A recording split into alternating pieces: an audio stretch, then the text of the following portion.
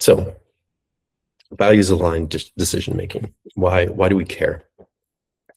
So the question is, what are values and why do they matter? And so at the basic level, it's a set of principles, attitudes, standards, beliefs that guide our behavior and our decision making, right?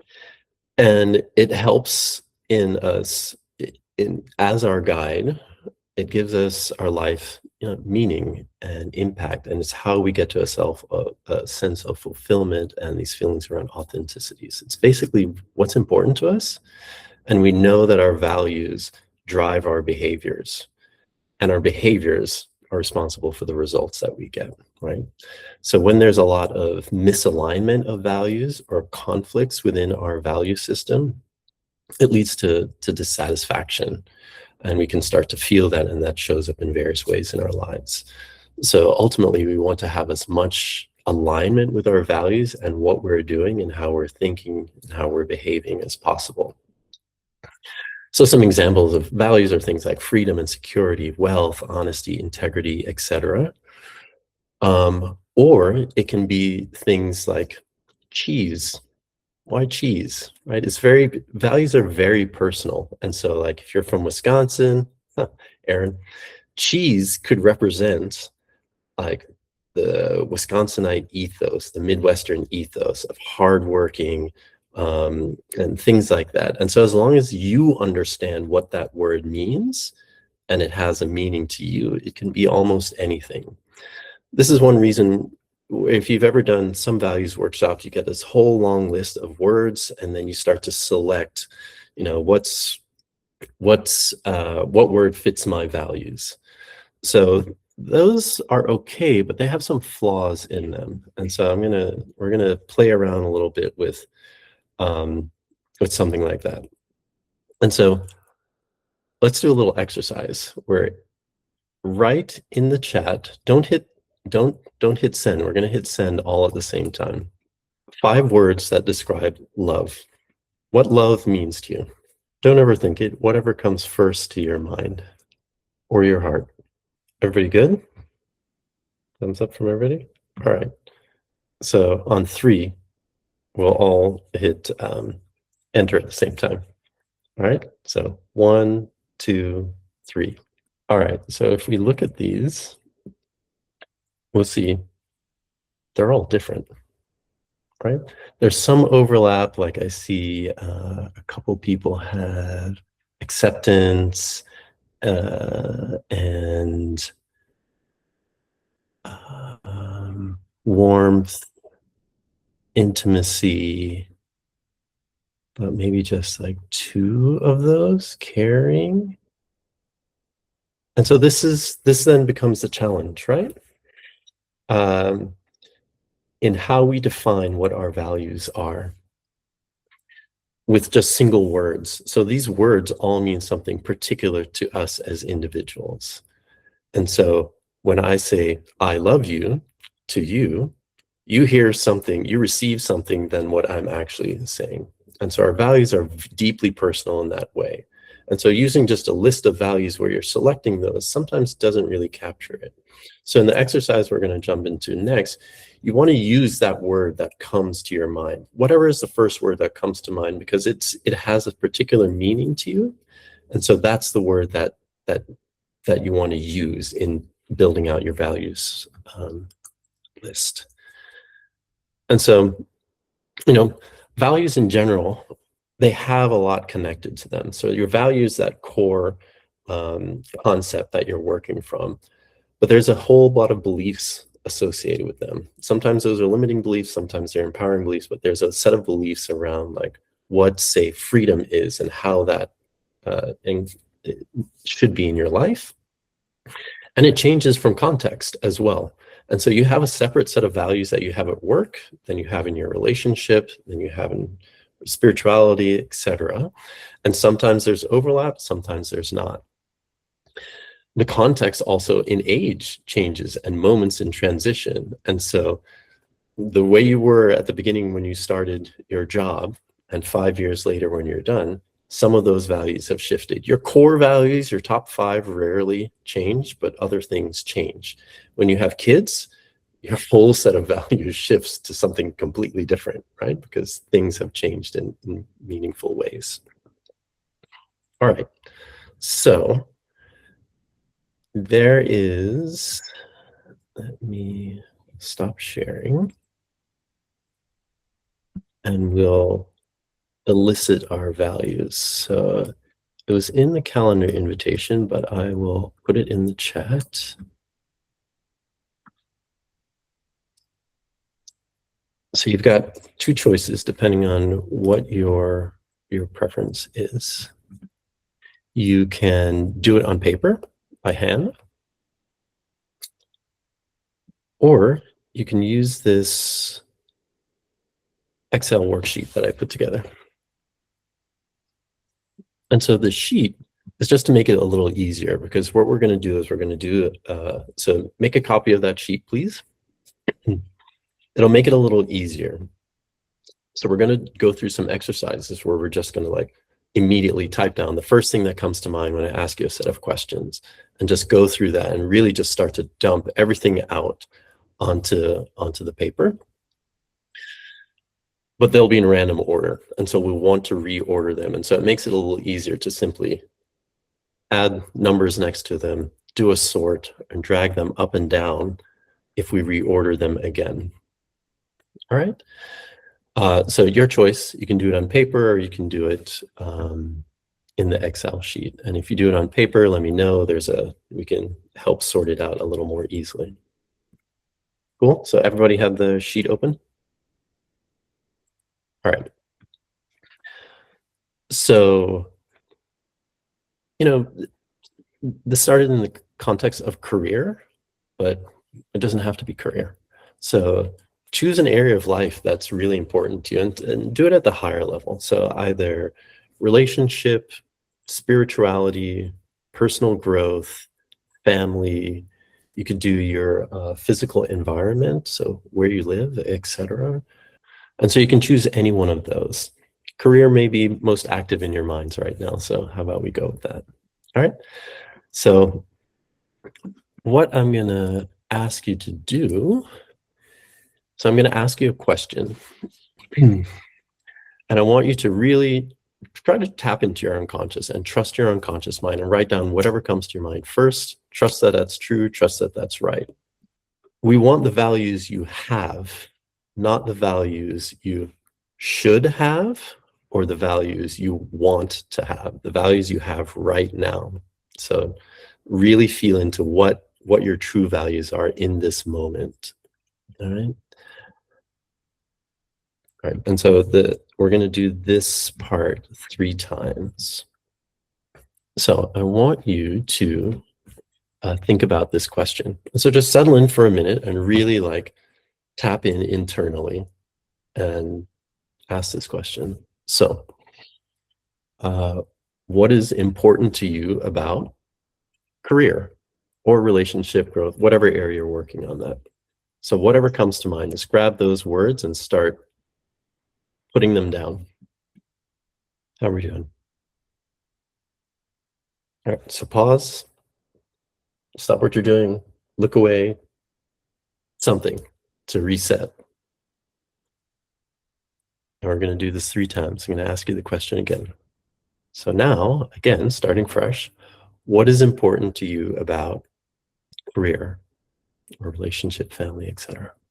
So now, whatever comes to mind, start adding that to the list.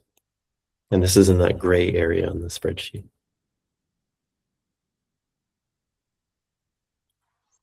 Norbert, just for clarification for me, are we focusing on like another bucket or continuing on in the same like category of bucket?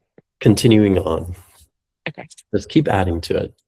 We take a little pause because we get caught in this thing and starting to get repeat words or what have you. And so just refresh and keep going. All right, so take a pause, clear that screen in your mind, look away, take a breath, reset. All right, now again. So thinking, as you think about career in the context of career, what is important to you about career or relationship, family, etc.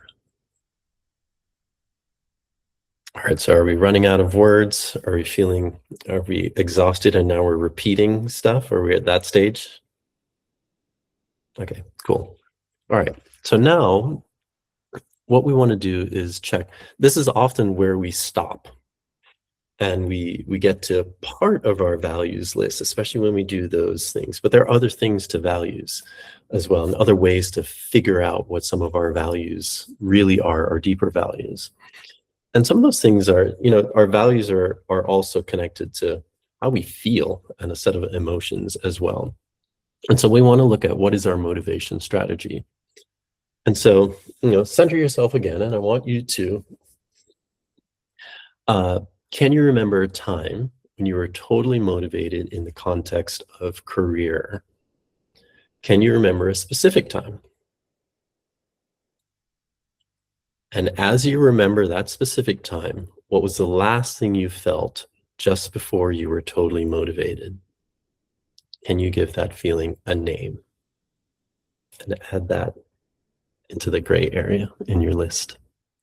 And so right before you were totally motivated, what was the feeling that you felt? Now, caveat. If the thing that you felt was excitement, great.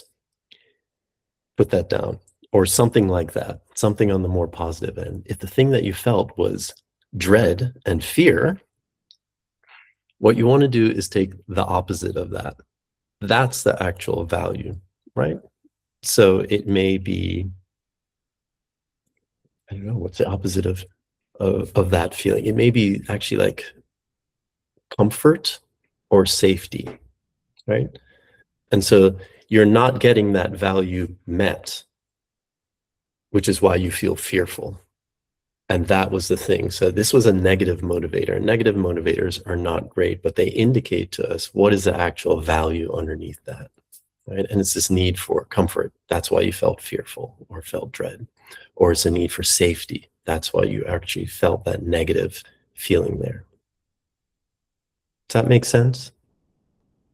Right? The fear is not your value. All right, so one more time. So remember a specific time, a different time, where you felt totally motivated in the context of career.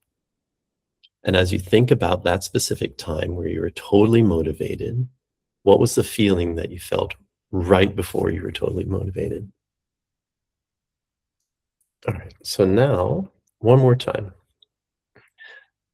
Think of another specific time when you were totally motivated in the context of career.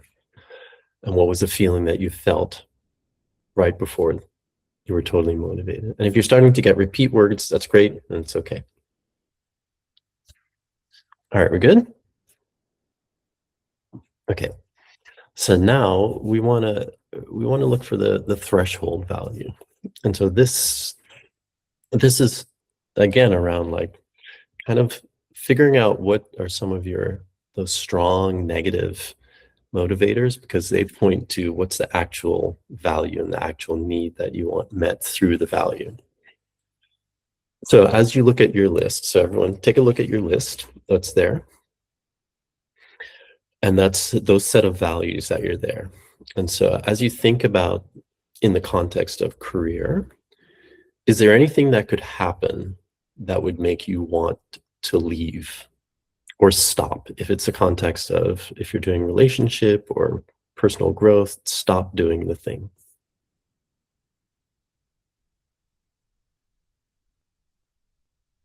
Does that make sense?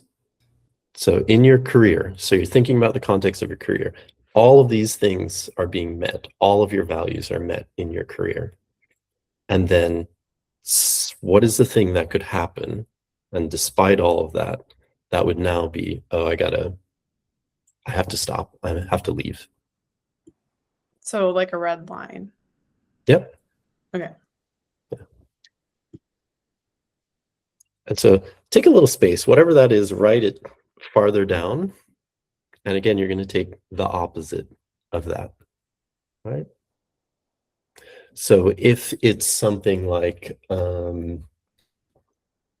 legal or ethical lines were violated, that tells you that your value is actually integrity or something like that. You have to use your word. Integrity is my word. And remember, these are very personal. So whatever the opposite of that thing is for you, that's your value. And so add that to the list. So everybody got something? Norbert, can I ask a quick question? Please. In that context, when you were saying like what would make you leave that place, and one of the things that came to mind was like family needs. And so that's not necessarily like a career. I mean, maybe it is. Maybe that's the answer. That's like the balance, the work-life balance piece. Okay, so maybe answer my own question. Or maybe it's family. Or maybe it's family needs, right? Mhm. All those things. Like feel into that. What feels right for the actual value that's being pointed to there? All right, so let's do it again. So now again, thinking of looking at that list, right? And so now you've got whatever that thing is there. And actually you have that thing that would make you leave. So like with all of those things present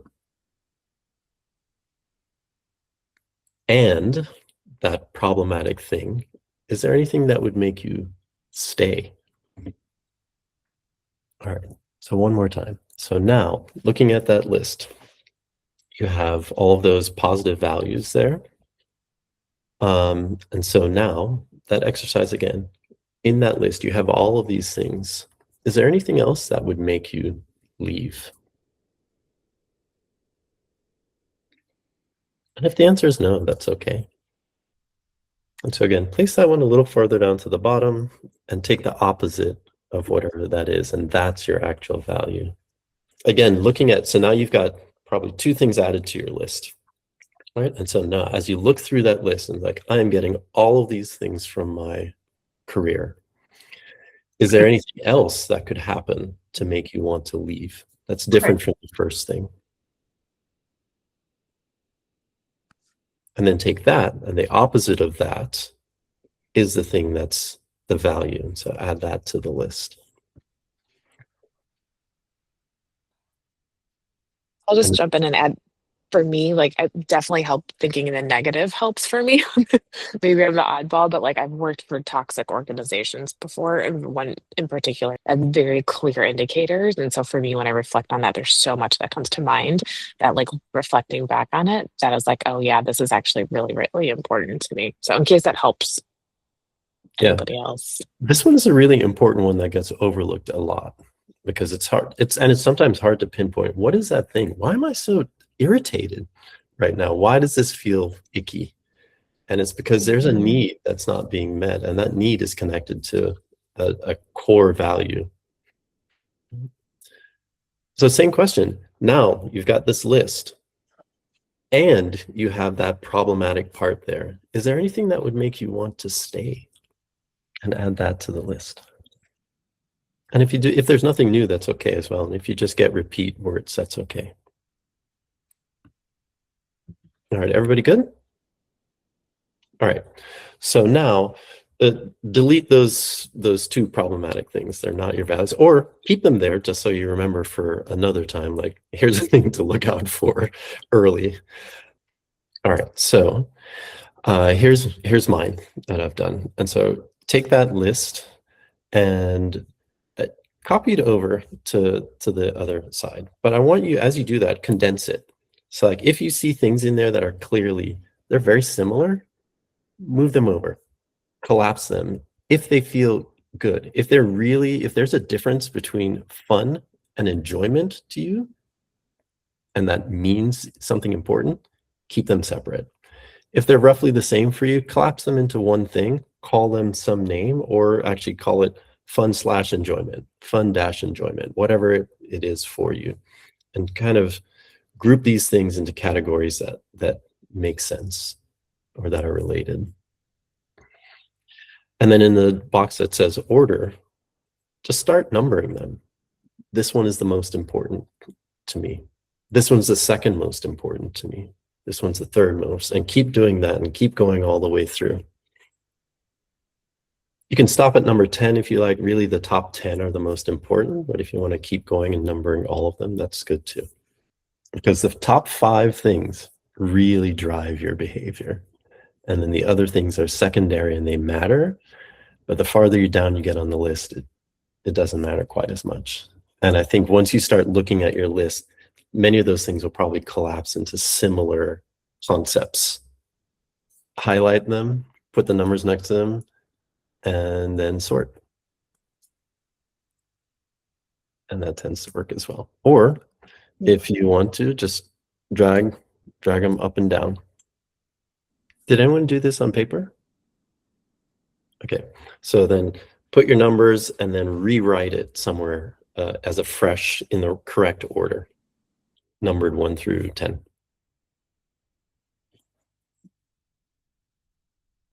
I would suggest just putting a number next to them first on the original list and then rewriting it rather than trying to rewrite it in order before you've numbered them separately. Because you're going to be like, actually, that should be number 3. Erase. I'm noticing that I'm kind of like shoulding myself a lot. Noticing that, and also I'm also noticing that, you know, what I might be most honest, if I'm being very honest about myself, what my values are as they show up, you know, it's not necessarily very innovating and useful. So, you know, it's like I should be doing it this way, but I'm actually like this. And then, but also I'm saying both of those, neither of those kind of have any juice for me. Like if I really think about it, it's like the kind of, if I'm being honest or I'm shitting myself, both of those are kind of like not great. But then if I kind of think about, okay, what values could I have that make this really exciting and fun? Well, that, you know, that's a whole other ball of wax. So I'm finding my priorities kind of like, yeah, that's good noticing. That's good noticing, and it's a common thing, and it's okay. Give yourself some empathy. It's okay. Don't should all over. Never should all over yourself.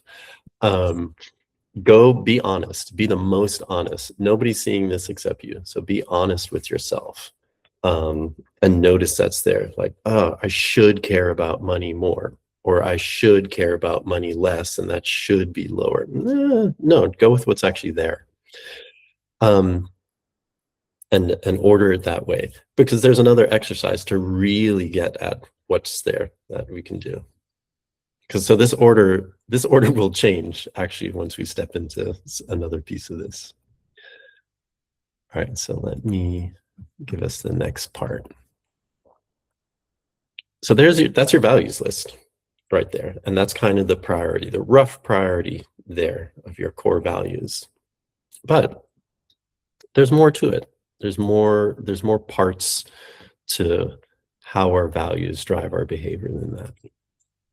And so here's some of it. So within our values, there are positive drivers. There's pulls or pushes to how we think about some of our values and the motivation behind them. And so I talk about these as pull away from or towards. And so if money is one of your values, but as you think about, well, what's important to me about money? Why is this a value? It can be things like, well, money gives me freedom. Money gives me the ability to do whatever I want, and that's fun and exciting. Money gives me power, and I can support my family. And so those are all these kind of positive move towards positive motivators. Or I don't want to be poor. That's a negative motivator, right? It's this like not want, pull away from kind of thing. I don't want to feel shame. That's another negative. I don't want to not have. It's fear-based kind of pull away from. And so those motivators, they will get us to do things, but they're not great. Once they've been satisfied, then we lose our motivation. And so they're not good for long term. But we want to understand what's there. We want to understand what is driving us and what's there, despite how we might feel around it. And then there's also this other angle where these things can be in conflict with each other. And so I want money, but I want freedom, but more time I spend working to more money, less freedom. And so now these two things are in conflict. Which one do I do? And it becomes hard to decide on priorities. All right, so I want you to take a look at each one of these things on your list and figure out which ones are pulls or pushes and how much of that's there. And so take a look at your number one and ask yourself, like, what's important to me about this? And as you think about it, and if you, let's say there are 4 things that come to mind. Money gives me freedom. Money gives me the ability to support family and friends. That feels good. Money, it's just nice to have, I get enjoyment. And the last one is, but I don't want to be poor. And so you could call that 25% is a pull away from. Does that make sense? Like a quarter of your motivation is this, but it depends on how big that feels to you. Maybe that feels like that's the main thing and it's really big. So it's 50%. So give each one of these a score in that other box on your spreadsheet where it says pull away. And so just quickly go through that and just really go with the feeling. Like, the value here, then there's a strong negative motivator at X percentage. Does that make sense? Norbert, can I run an example past you just to make sure I'm understanding? So I have integrity at the top of my list, and part of that is because I did work for an organization that was less than integrous, let's say, if that's the right word. And so, like, really a big motivator, like, that came to when I was there, is like, I can't deal with this. They're broaching on being unethical and that kind of stuff. So, like, that part of it is driving, but the other part of it is, like, when you have the integrity, it builds trust, it builds collaboration, it builds, you know, it just continues to build. So, like, let's say that I just said build and unethical, like, as the 2 motivators behind that one. So then what I would say, like 50-50? Is that what we're driving at? Yeah, I mean, feel into that. I bet you if we did this exercise before you worked for that company, it would have been like 0, because you wouldn't even imagine it was a problem. But now the fear is there and the fear is real, and you think about it every time you're in a new company, right? And so it's still there. And so feel into that. Like how often when I'm looking for a job or at a job, am I scanning for like unethical behavior and I'm looking for it and I'm worried about it? If it's strong, like, write down what that feels like. Okay. But the general idea of it is, like, that's where we're going, like, how much of that one particular value is driven by the negative versus the positive, and you're wanting us to write down the negative. Okay. Yeah. Norbert, can you explain this move away percentage more? I'm not quite understanding that part. Sure. So,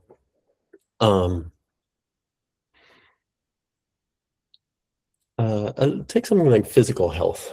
So if you are positively motivated, like I get up and I run every morning because I love a runner's high. It feels good. I love the way my body looks and I feel, and I love being the fresh air, and it's all great. Everything about it is good.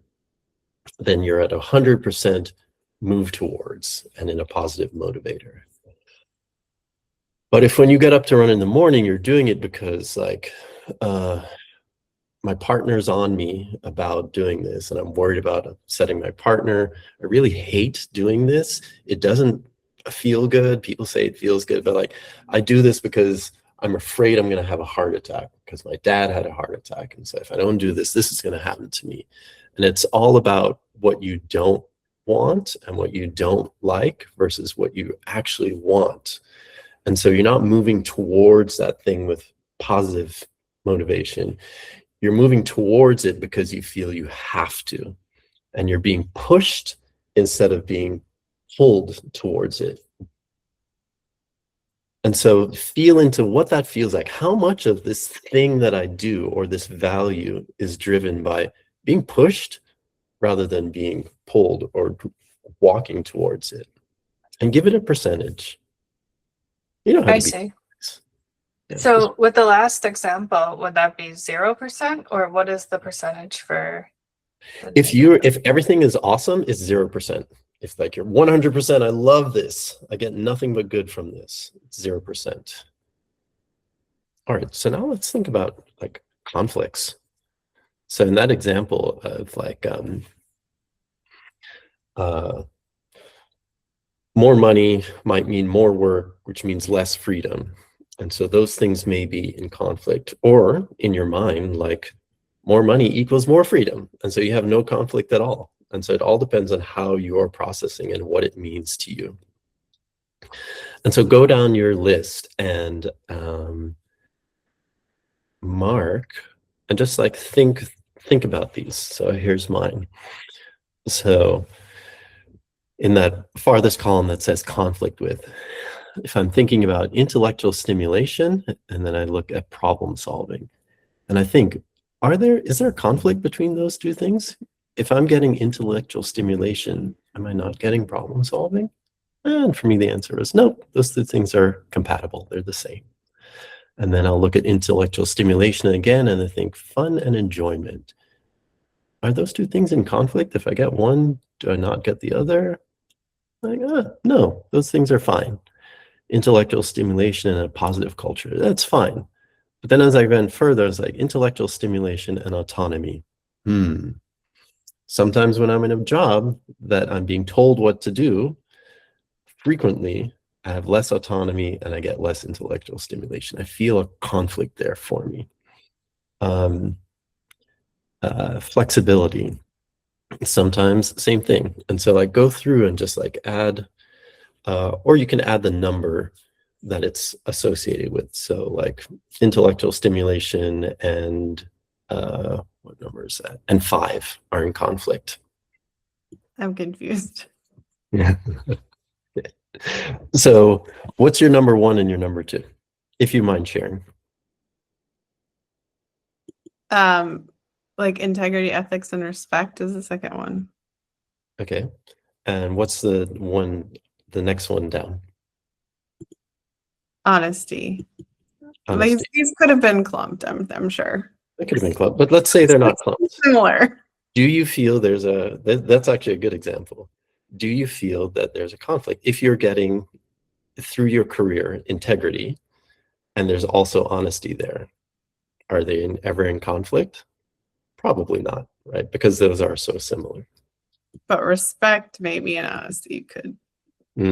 Yeah, I don't know. You tell me, right? It's very individual. It's just like that money example.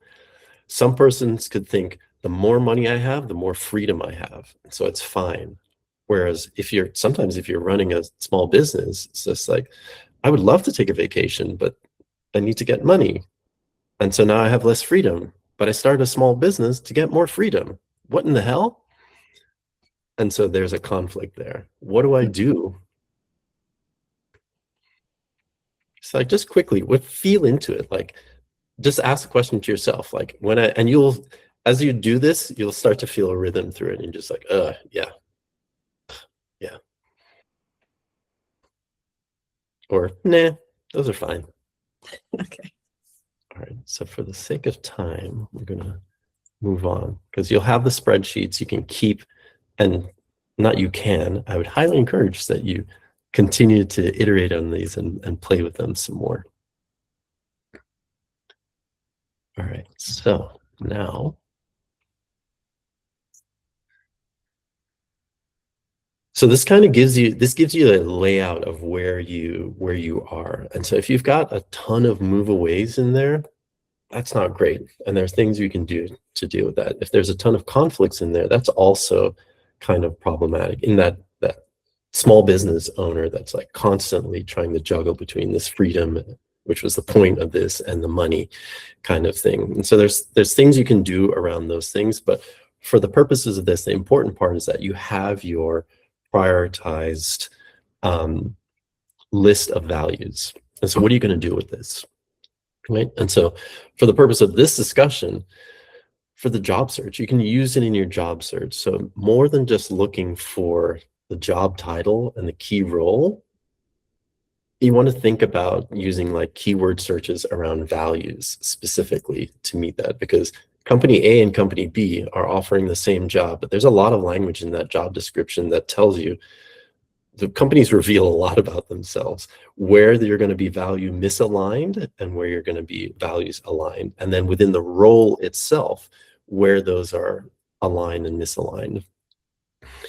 Or if you're already in a position, asking your questions around like, how is this current job or after you get the next job aligned, and where can I start to make adjustments so that I am doing roles or activities that are more aligned with mine. Or what you might find is like, it's time for a career transition. Like this thing that I have training in and I've been doing does not work for me anymore. It's not aligned with my values anymore. And so now is the time to like figure out like, well, what is? Like job description searches don't work anymore because I need a new job, a new career entirely. And so using your values to figure that out is really powerful and helpful. So here's an example of two made-up companies, same roles, similar titles, program manager. And so what I've done here is I used Claude to highlight the areas in here where it's aligned with those set of values that I have. They're highlighted in green, or they're highlighted in red if they're actually indicating the opposite of the value that I care about, right? And so, and I put in brackets, right? So the company itself, they're using words like discovery can be joyful in their like mission. So they're about having some fun, which is important to me. Small knit teams, so there's community and connection in there. And so there's this language in there that indicates it.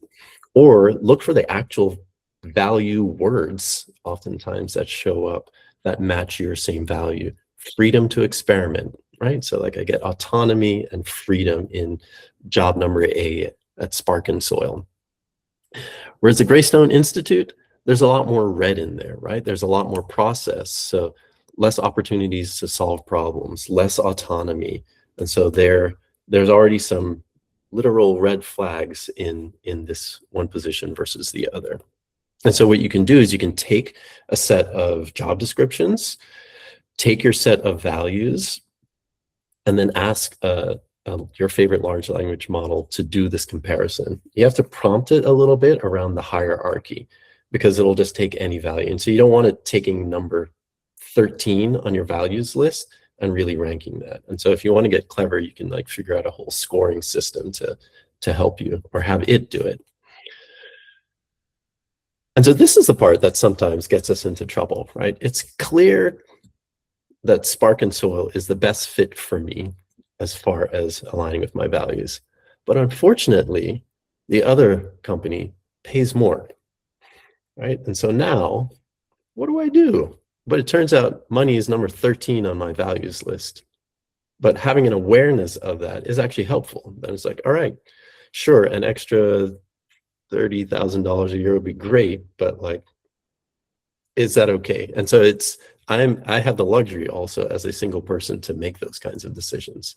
So you have to look then at your own life and where these falls. And if this is a moment in which you have to like actually prioritize value number 13 over some of the other ones, but I wouldn't do it too much. Those core values still really matter. You'll be changing jobs shortly if you do that.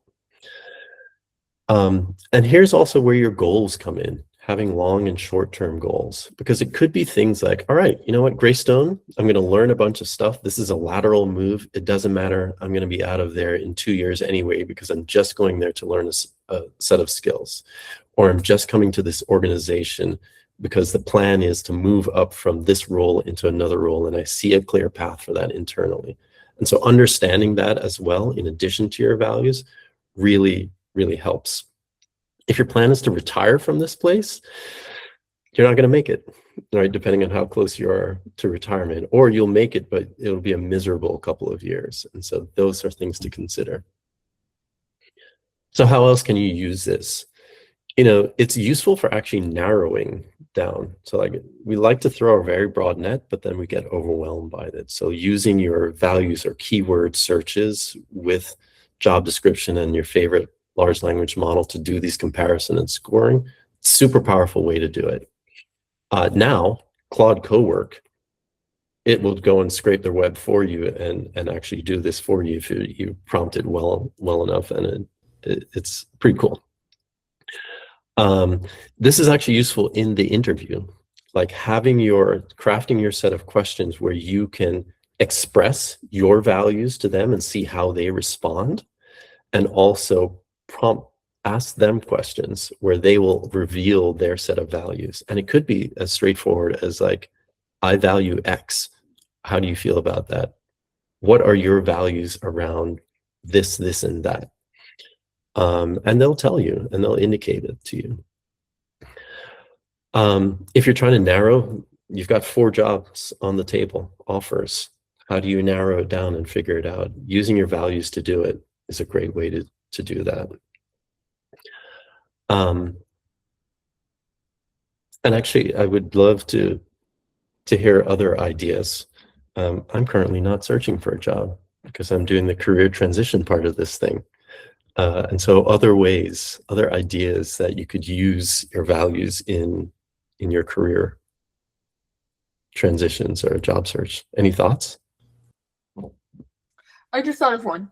Maybe like helping yourself prioritize what to negotiate at a job. Because, sometimes you can't negotiate salary, but there's other things you could negotiate, like time off or like title or I don't know what else, but. That's a really good one. I like it. Yeah.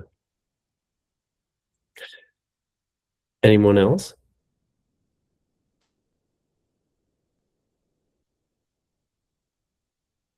You know what I like about this as well is that it comes into play at every stage, right?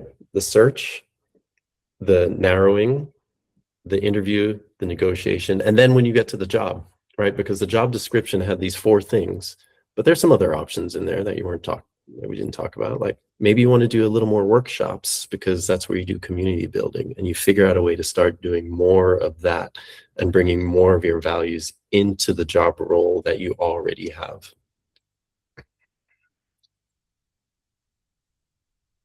All right, so what else can you do? So one thing I would like to encourage and invite you all to do is you've got your list now. Take this list and really look at it and think about what are the tasks you used to do in your old job. And this was this is actually a really fun exercise I have done. Is like if you can do it when you are in a position, it's really very powerful as well. At the end of the day or in the moment, notice how you feel about the task that you are doing. This is an energy sucking thing. And so put it in a column that's energy sucking thing, admin, filling out this, blah, blah, blah. Then like, whoa, this felt great. I love it. Write down that task. And then the next step is like, well, what was it about that task? What was it that I was feeling there that made it feel good? And really be honest with yourself and add that in another column.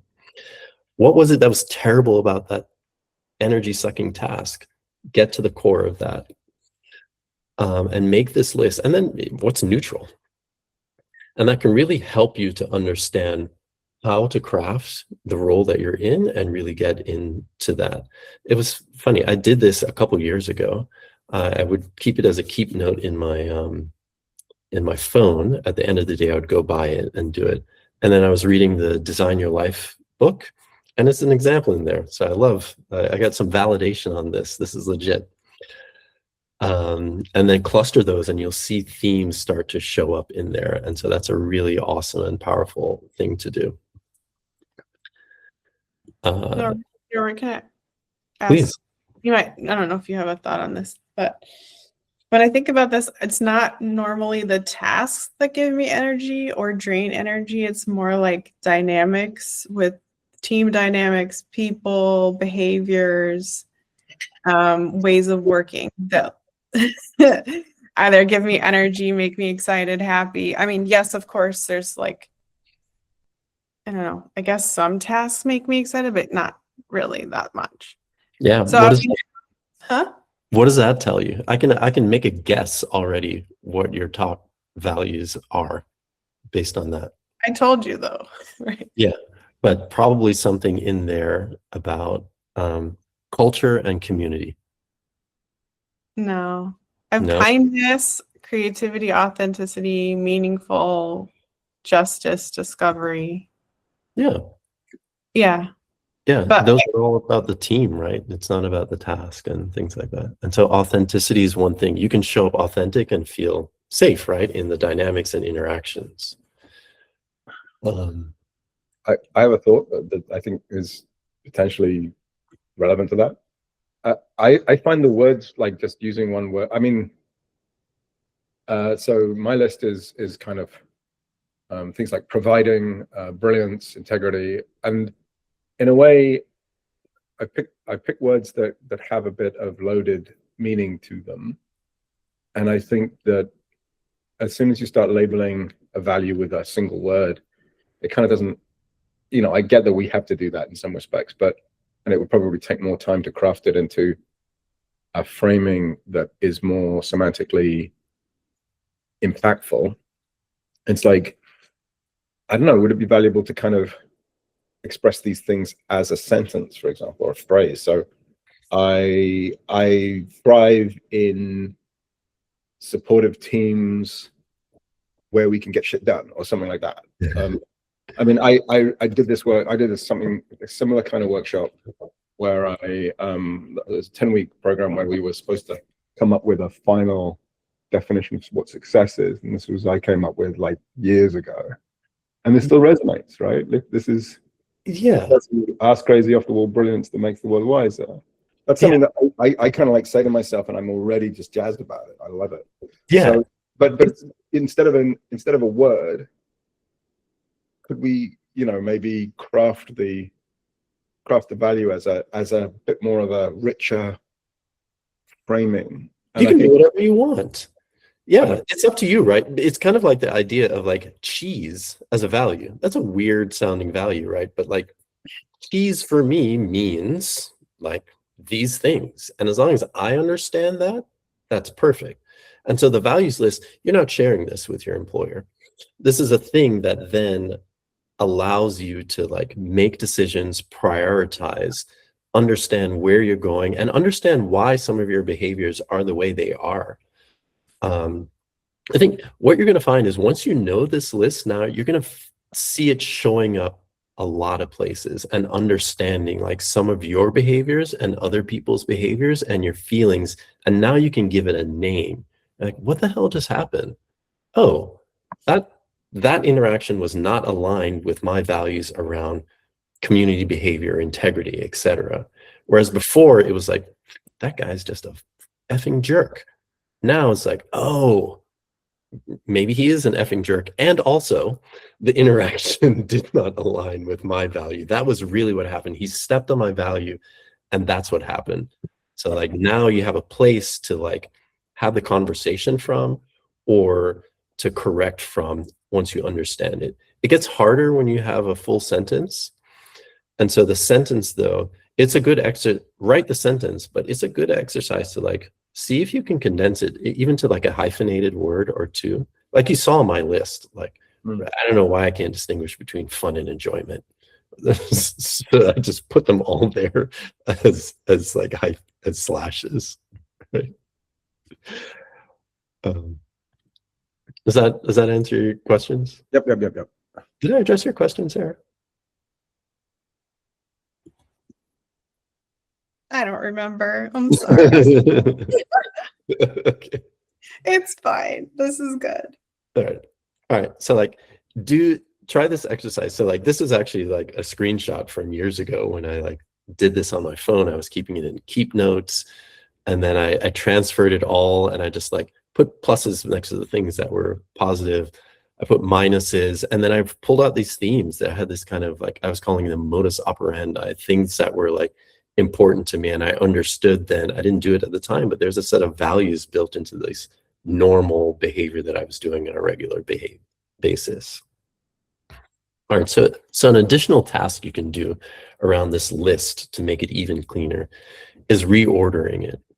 And so if you take your list and take number 1 and look at number 1 and number 2 and ask yourself this question: if I had number 1, but I did not have number 2, would that be okay? If the answer is yes, number 1 is in the right place at number 1. If the answer is no, that probably means number 2 needs to be moved up above number 1. And then ask yourself a question again. If I have this top one and I don't have this other one, is that okay? And you do it on the list and you keep switching them as that comes up. And you might get down to number 10 and you're like, if I have this and it's not that, and it's, no. And so you move it up, and then you do that again. If I have this and not that, and then you have to move it up. And it turns out what was number 10, now that you're being honest with yourself and you're doing this comparison, is now up to number 3. Right? And so that's a way to get a much truer, Gully, you had asked this question, a much truer and cleaner list where you're comparing the two and really asking, if I have this, but I can't have this, am I okay with that? And it really helps to bring those priorities. And you will reorder your list. What you thought you were intellectually where you were playing around with that list and what you do now doing a comparison really changes that. There's also this other fun way, it's harder to do it in a group or haven't figured it out, way to mine for your values by talking about peak experiences. So if we had time, I would demo it with one of you. So like if and it's, you kind of need to do it with a friend. So like, this is fun. Find your partner or find somebody and ask them to just write down your values, what they think are your values based on what you say. So if you describe a peak experience, an experience where things are great, it's very exciting, you feel empowered or you feel accomplished, you feel that you're in your best self, and you just start describing it.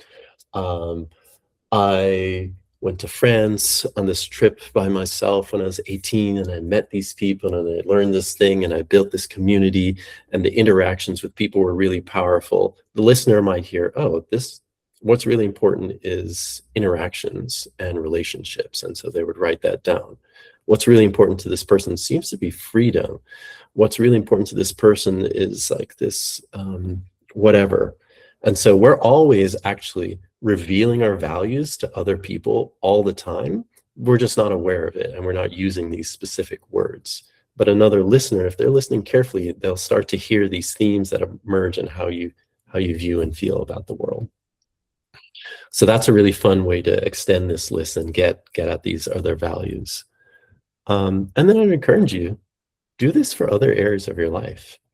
Do this for your relationship, for your family, for your personal growth. You're going to see there's some overlap, but there's a lot of differences. And similarly there, like if you do this with your partner, you're going to find some values misalignment. And some of this was going to be immediately obvious, like, oh shit, this is why we're always fighting about this thing. Like, okay, what you're going to do with that, that's a whole other thing. But having clarity around like, oh, this is why. It's not that you're a terrible person. It's that I really value this and you don't. And you really value that and I don't. And so there's a lot of power in there as well. What we generally do with this, where I learned this, is in this context of coaching through this. And so like with these things, there's a ton of emotional baggage attached to it. That's why it sticks and it's so sticky. And so when somebody violates your number 2 value, I have this big one around bullying. And so when I feel that I'm being bullied, this other guy emerges, and I stand to the side and watch this other guy emerge that just becomes something else. And so because there's a ton of emotional stuff, negative emotions attached to that when I was 5 years old or something. And so we do a series of exercises to release the emotional baggage. Until the emotional baggage is there and you're looking through a fog, it's hard to then intellectually be able to address that. There's a ton of limiting beliefs attached to this, right? If I don't do this, Y will happen. If I do this, X will happen. I'm too old to do whatever. And so there's a series of like, same thing, those comes from our childhood, visualizations around like removing those things, pulling learnings from those, and then ways to resolve those conflicts. And much of those pull away froms become revealed and go away with these things. There's also things you can do around inserting values. And so like on your list, motivation is not there. And that's why you're procrastinating and not doing a lot of work. And so you can insert a new value higher up. You never want to insert it into those top 5, but you can do those things. So anyway, those are the fun stuff that I like to do with it. And thank you all for showing up and for the time. I hope it was useful. And I'd love to shoot me some feedback anytime. So actually, where are you now? How are you all feeling about where you landed and what you've learned? Interesting. I think it's like this is a whole other level of kind of like underlying, seeing what my motivations are in the real world with some hard truths in there that are kind of I didn't really face up to previously. I think it's very useful. Do you see a way of being able to use this for, I mean, in this context, job search, career, whatever, but like elsewhere? Yeah, I mean, it's insightful, it's useful. I'm not sure exactly how, but yeah. I think you're going to find over the next couple of weeks, not weeks, going forward, that it shows up more. I spoke to somebody recently who had done this exercise with, and they were surprised with the frequency in which it now shows up in this way of just like having clarity around like, oh, I understand what's happening here. My number 3 value has just been trotted on, and how am I going to deal with that in a more productive way rather than the way I usually deal with that, which is blaming self or other or reacting in some other way. Right. And building empathy for yourself and for the other person that is not just a jerk. It's that they have accidentally trodden on your value, trying to uphold their own value. Mhm. I've seen it show up in different relationships over time with friends and family. My mother, I'm sure there's something to unpack there, but like we come at things from very, very different places. And I think a huge part of it is because we value different things. And so like to Norbert, to your point, because I've done some of this work in the past, like over the time I've seen how some of this has showed up, or like, oh, that's why we're in conflict, or oh, maybe that's why we're not driving right now. And so it is interesting, to your point, it does kind of start popping up here and there once you're understanding what, and for me, I kind of look at my top 3. I think that's what stands out for me the most when I go into those kind of interactions, but it does start popping up here and there. Yeah. And oftentimes we act from a place of, so like when I left the last job, a bunch of people reached out and they're like, you know, the work you did around building community was so important and it was the most important thing. Just repeat. I had thought that I was an expert in science and that's what people cared about.